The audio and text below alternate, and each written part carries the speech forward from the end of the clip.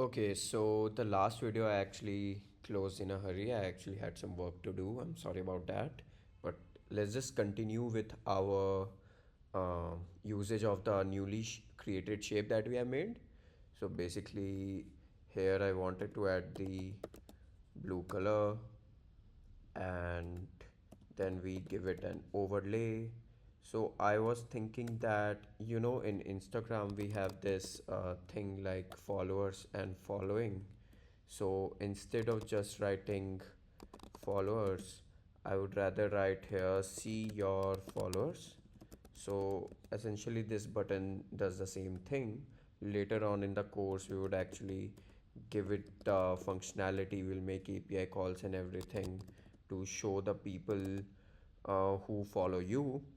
So this would just direct you to some screen. So we would wrap this up inside a navigation link, and that way we can make this work. So yeah, this is done here. And how about we add a spacer here, spacer, and just repeat this thing. So if you remember from the example I was showing in the last video, basically it's the same thing that we are going to do.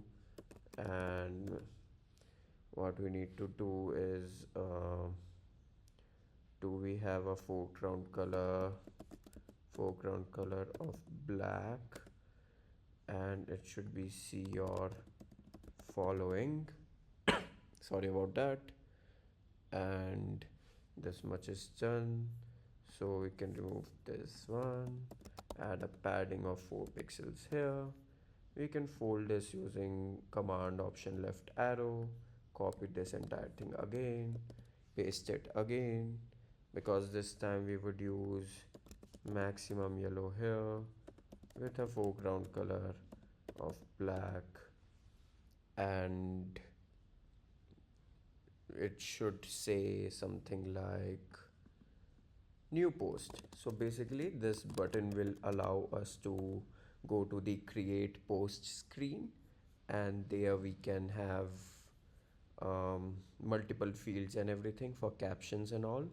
So I will soon enough wrap all of these inside navigation links actually, because that would make things more understandable for us. And let's do the color coding thing. We change the color code, home feed, and let's just make this black as well. Okay, it's black. And what else should we do? So now we can add actually a navigation link, then there should be label. So if you would have noticed, I had this icon at the top for settings. I was thinking how about we actually, no, not here. How about we remove that altogether and direct the users to settings view using this button that I'm making. So this is one method to do it. I mean, it's not hard and fast that you also need to do that. You could think about it, like where do you want to put the settings view. But yeah, this is what I'm doing. And if I just copy this out, and then we can go to settings, and the color, let's give it white, and obviously foreground color and all. This is there, the rectangle, it should have the gray color now. If you remember, this gray is one of the 3 colors we added recently. So yeah, there I am using it. And this is done. How about we give our navigation link a padding of 4 pixels, and since it is not inside an H stack, we use frame with max width infinity and alignment dot leading. Soon enough we will use these explode tab also, so things will work out fine only.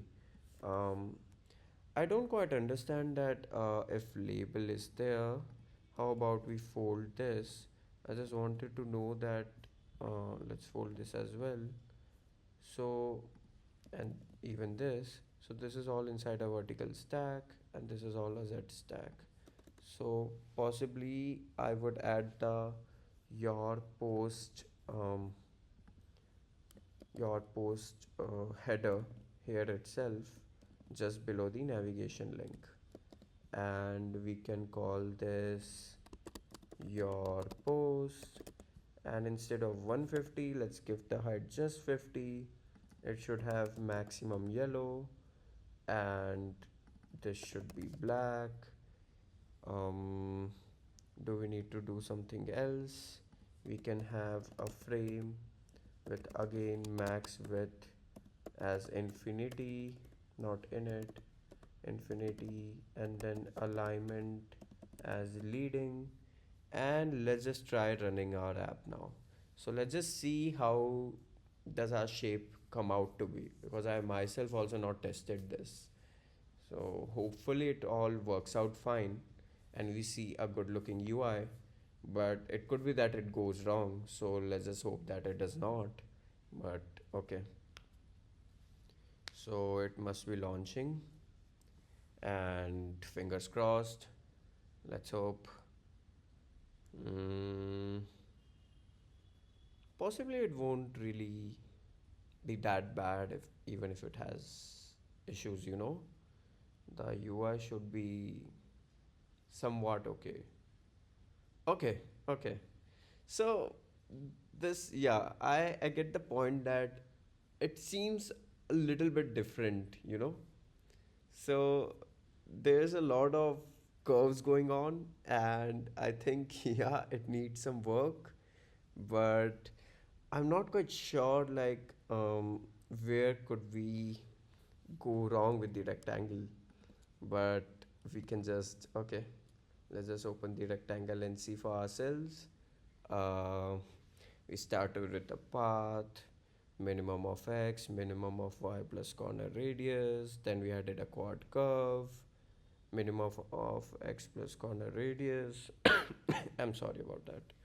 And then the control point, minimum of x, minimum of y. Then we added a curve, that is maximum of x minus corner radius, and then it is minimum of y. The control point is mid x minus curve amount, and the rect is minimum y plus curve amount. Then it's mid x plus curve amount, and then min y plus curve amount, I guess. I don't think so. It needs to be minus curve amount. The control points need to be on the same side and the y-axis as well. So okay, this is one error that we found. Let's just move forward. So we have path at quad curve. We use the maximum of x, and we use the minimum of y plus corner radius. Then the control point is maximum of x and minimum of y. This seems fine. Then we go to the add line, and then we have maximum, we are here, right? Maximum of x, maximum of y minus corner radius. This seems fine. Then we have the chord curve again. So this is the bottom right corner, maximum of x minus corner radius, and maximum of y. And then we have a control point of maximum of x and maximum of y. There's the add curve again, which says minimum of x plus corner radius and maximum of y. And then we have mid x minus curve amount. It should be minus curve amount should be above, I guess, or should it be the bottom curve? I guess it's mid x plus curve amount and maximum of y minus curve amount, and here also it should be minus, and mid x minus curve amount. Then we have another quad curve which says minimum of x, maximum y minus corner radius. I know it sounds a bit confusing to you, but since I've made this shape a couple of times, so I'm getting used to the points.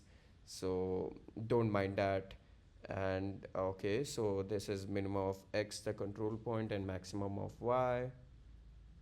And then we have the add line, which is minimum of x and minimum of y plus corner radius. How about we try running this again, because we did two minor changes, and I feel like those were the control points that were actually messing this up. But let's just see what happens, and hopefully it looks better this time. Okay, so yeah, Good for us. Our shapes are well built now. If we go here, we are landed to the settings screen, which we also have to make better. It looks kind of bad right now. And this is there. The edit also does the same thing. So I was talking about this only, that we can either just remove this altogether and just keep the settings button. So, okay. So we are doing well with our UI, and the UI is laid out. So we can actually just move forward with, um, making some more changes. So what we can do is we can rearrange our project if there are some things like hanging around. I guess the date formatter and that private function for our user profile view is inside the view class itself. So that is one thing we can change.